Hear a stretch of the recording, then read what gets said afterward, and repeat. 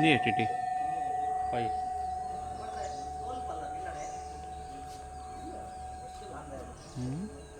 दो तरीके तरह स्टैंड है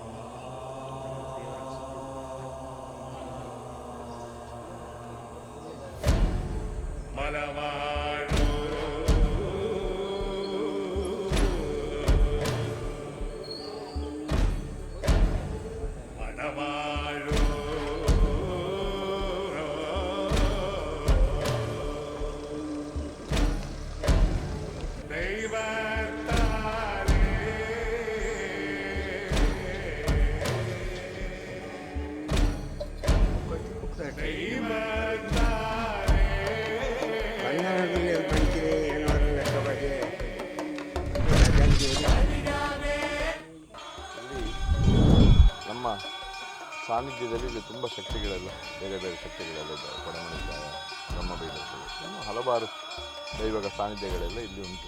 ಇಲ್ಲಿ ಬ್ರಹ್ಮಬೈದರ್ಕಳ ಗರಡಿಯಲ್ಲಿ ಸೇವೆ ಮಾಡುವಂತಹ ವ್ಯಕ್ತಿ ನಮ್ಮ ಸುಂದರ ಪೂಜಾರಿ ಅಂತ ಹೇಳ್ಬೋದು. ಅವರು ಸಣ್ಣ ಎಳೆಯ ಪ್ರಾಯದಿಂದಲೇ ಈ ಸ್ಥಳದಲ್ಲಿ ಸೇವೆ ಮಾಡ್ತಾ ಬಂದವರು. ಬ್ರಹ್ಮಬೈದರ್ಕಳ ಸೇವೆಯನ್ನು ಅವರು ಮಾಡ್ತಾ ಬಂದವರು.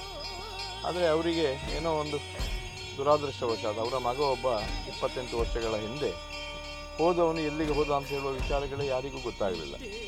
ಅವನು ಇಲ್ಲೇ ಹೊರಊರಲ್ಲೆಲ್ಲ ಹುಬ್ಬಳ್ಳಿ ಹೋಟೆಲ್ ಉದ್ಯಮಕ್ಕೆ ಕೆಲಸಕ್ಕೆ ಅಂತೇಳಿ ಹೋದವನು ಅಲ್ಲೇ ಸಟ್ಲಾದ.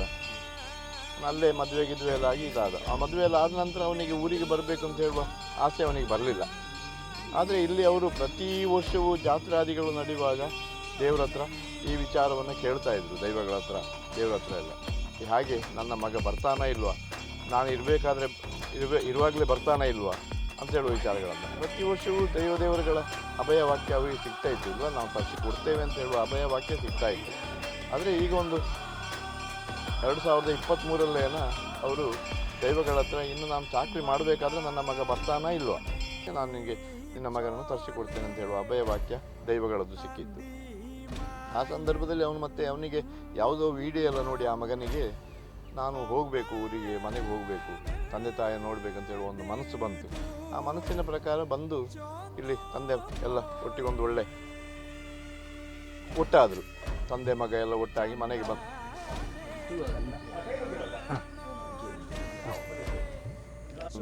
ಆಗ ಅವರಿಗೆ ಬರುವಾಗಲೇ ಅವನ ತಾಯಿಗೆ ಒಂದು ಸ್ವಲ್ಪ ಅನಾರೋಗ್ಯ ಇತ್ತು.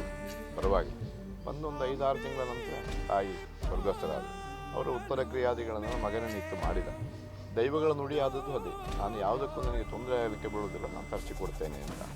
ಅದರ ಪ್ರಕಾರವಾಗಿ ತಾಯಿ ಇದ್ದಾಗಲೇ